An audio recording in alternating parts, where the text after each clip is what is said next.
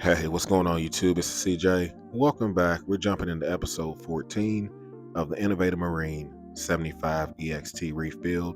Like always, if YouTube recommended GR, you landed on this video by mistake, this is a full build playlist documenting everything on my journey on this 75 EXT. This is the comeback build. 3 years removed from the hobby. It was really interesting seeing just how much it's changed. So if you missed the last episode, go back, check it out. We worked on hunting down corals. I went all over the place, LFSs, reefers' houses, interviews. It was a great, awesome tour and video. So make sure you go back and check it out. And this one, we're going to continue that trend. We're going to hunt down some corals from outside of the state, meaning reaching out to some good friends and, former associates and just people in the hobby from outside the state and seeing if I can get some of the corals from their tanks. And luckily, I was able to accomplish that. So we're going to share their tanks, and then we're finally going to take a look at my process with getting corals ready.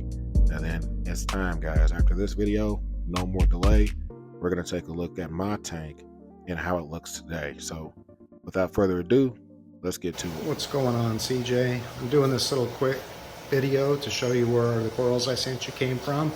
It's the tank I call Maddie's Reef. It's dedicated to my little dog that passed away before the tank got set up. She was watching me renovate the room just for this tank, but never got to see it. Anyway, I dedicated it to her. So this is it. It's been running for about 2 years now. And I'll show you where the corals I sent you came from. So first off, I'll start with the bubble tip anemone. I sent you one of each, the rose bubble tip, and then this one that came from Worldwide Corals. It's green, purple tips. I can't remember if I sent you that one for sure, but if not, I can. But I know I sent you that one. Then I sent you a New York Nix. I've had this quite a few years in the 525 and my other tanks. Then I sent you a Todd's Torch. These are some of the newer torches I have that are kind of growing out now, so I'll have some of those available probably in a year. Anyway, we'll move on over. Kryptonite candy canes. I sent you a little group of those. I'm trying to remember everything I sent you. I know I sent you some frog spawn. There's a green on green frog spawn and a standard frog spawn. And we'll move on over. Sent you a nice little chunk of the Duncans off this colony right here. And I can't remember, I might have sent you a couple of Zoas. Don't really remember, it's been a little bit. I sent you a frag off the Red Planet. And I can't remember, I might have sent you a piece of the Monty, not 100% sure. But anyway, I don't sell frags like as a business. Usually what I do is when the corals overgrow in this tank, I frag them, and then I'll post on Instagram. I post almost daily on there what's going on with the tank. So usually when I have stuff available, I will post it up and just contact me and I can get them out to you. So anyway, this is it. This is Maddie's Reef. Really happy to have sent you some of the corals out of this tank. Hope you're enjoying them. Take it easy, CJ. Man, that was an absolutely crazy tank. I appreciate you, Phil, for sending over that footage and sharing where these corals came from, or at least some of the corals I have in the tank. Definitely have an awesome build. Make sure that if you haven't followed him yet, go slide over to cc/reefkeeper on IG. Definitely, he's very active over there, and he has corals for sale sometimes as his tank grows out. So if you get lucky, you may catch him when he has a bunch of things left over like I did to help you get you started. So next reefer I'm going to share with you all is going to be from Murphy's Aquatics. Now, he has IG as well, and he has a ton of corals. Very nice LPS, SPS, just tanks packed with corals, packed with color. Had him send me some clips over. Unfortunately, there was some issues transitioning the footage. So it looks like there's a filter, but I promise you the original footage of these tanks and these corals, absolutely crazy. So I was able to accumulate corals from both of these tanks, along with some of the other tanks that I visited during the hunting corals video. So as you guys can imagine, we definitely have plenty of fire as it be going into the 75 EXT. What a way to come back 3 years removed. We're going to definitely do our best to make sure that we document everything in this build and try to make this, once again, my best work ever. So far, very good, and I'm very happy to get started the way I have. Now, I gotta admit to you guys, I was pretty damn anxious watching this tracking, paying for overnight shipping, hoping all the corals arrive in one piece, and luckily, they all came in safe and sound. No leaks, no DOAs. Great job packaging. Shout out to Phil once again, getting these corals to me all the way from California. And these are the first corals that I've touched in over 3 years. And I kind of feel like I'm in a time machine. I put my gloves on, I got my Revive coral cleaner, I got my bucket. The same old routine that I used to do years ago when it came to adding corals to the tank. Using the original water they come in, turkey basting them, looking at them as close as I can, and then trying to make sure that I get anything off that shouldn't be there. Now, I didn't expect this to be the case because both of the tanks that I got those corals from, immaculate shape, and I was really happy with how they came in. But that isn't all the corals that we're going to deal with this video. We got corals from across the country, we got corals from locally, we got corals from people's tanks, we got corals from, farms, we got corals from all over the place. So with that many different places getting corals, you got to make sure you do your due diligence and inspect them, dip them, and at least take a look at them to see if you can prevent anything. Now, this package is going to be one that came from Murphy's Aquatics. Also, one hell of a job packing them. Everything came in great. Tons of Euphilia, hammers, torches, a few other types of corals. But one thing you'll notice, no more buckets, guys. That's right. I've upgraded finally in 2023. Got me a new Simply Aquatics fragging, dipping kit, station, whatever you want to call it. Go get you one. Absolutely amazing. Has a built-in frag rack with it. And even more important, has a built-in display on the front, a magnifying glass. And I can't tell you how much that has helped me, guys. I'm squinting, trying to see what I can see. You put a coral in front of this, you're not gonna miss a damn thing. Just make sure that you have enough lighting. Other than that, you're gonna see everything that's on the corals or not on the corals. It really gives you a unique perspective that honestly I've never enjoyed before my time in the hobby. So hey, 3 years later, new stuff is coming out. I'm gonna slowly start kind of acclimating myself to the new methods, the new dips, the new routines. You guys drop a comment, let me know if anything I'm missing. But so far so good. Every core has been inspected, and for the most part, everything looks a-okay. Now, one thing I do want to mention, we dipped all kinds of corals during this video, but one thing I never dipped is going to be anemones. And in the jar is a beautiful Sherman Rose anemone, and we're never going to dip that guy. He's getting acclimated and getting put into the tank. And for everything else, still more work to do. Some of the corals I accumulated were already on plugs and disc, and others were fresh cuts right out of display tanks, including that nice chunk of green slimer, which lives up to his name, one of the slimiest, messiest corals you can ever handle. So I had to make sure I had the gloves on, and as you can see in this video, I always use protection when I'm dealing with reef tanks.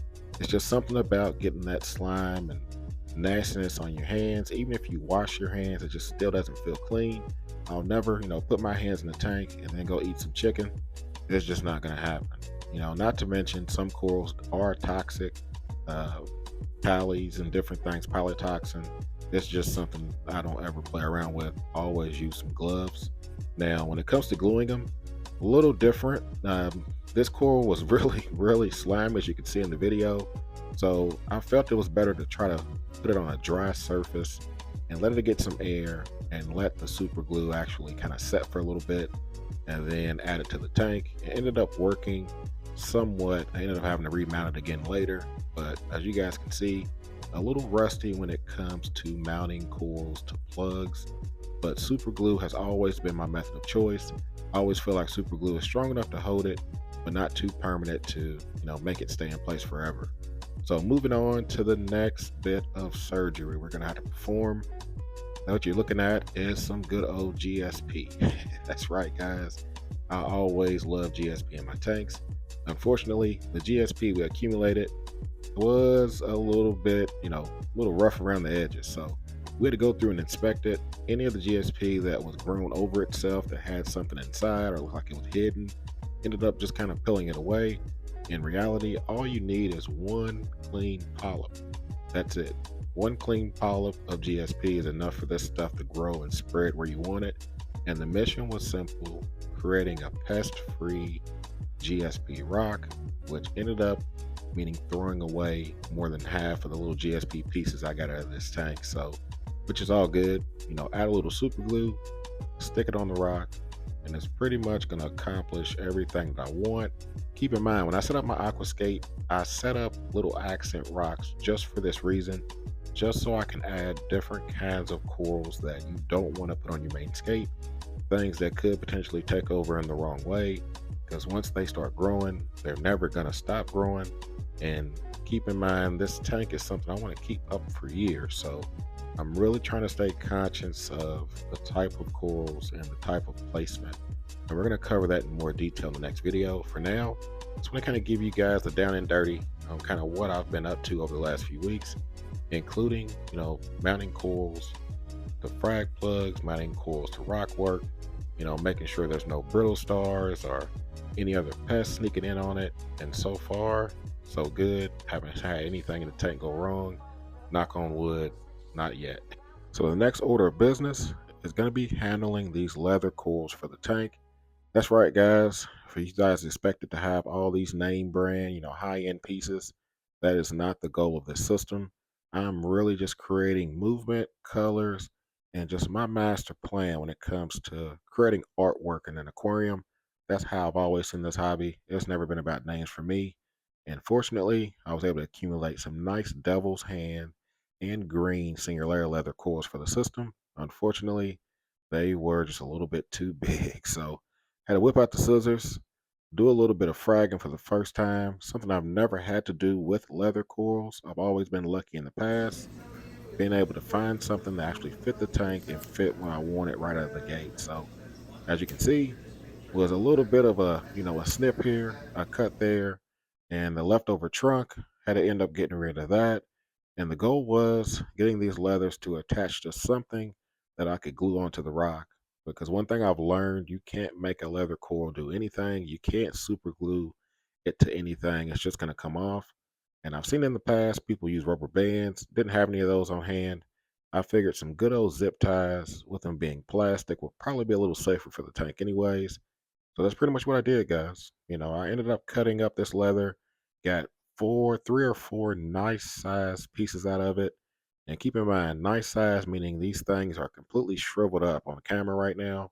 But once they get into the tank and actually open up fully, you're looking at least 5 to 8 inch pieces of leather, which are pretty nice size corals for the system. If I decide to keep them all, who knows?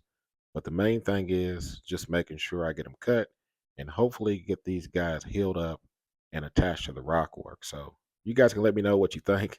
Did I completely butcher this? Did I completely mess it all up or not? Now, one thing I do want to mention to you, clean water in the container, completely toxic, nasty water in the bucket. I ended up doing around 5 gallons worth of water changes, meaning put the leathers in the container, pour them in the bucket, put more fresh water in the container, poured it in the bucket, did it over and over and over until it was finally clear. In my mind, that's the best way to remove as many of the toxins as I can before I ended up adding these guys back to the main display.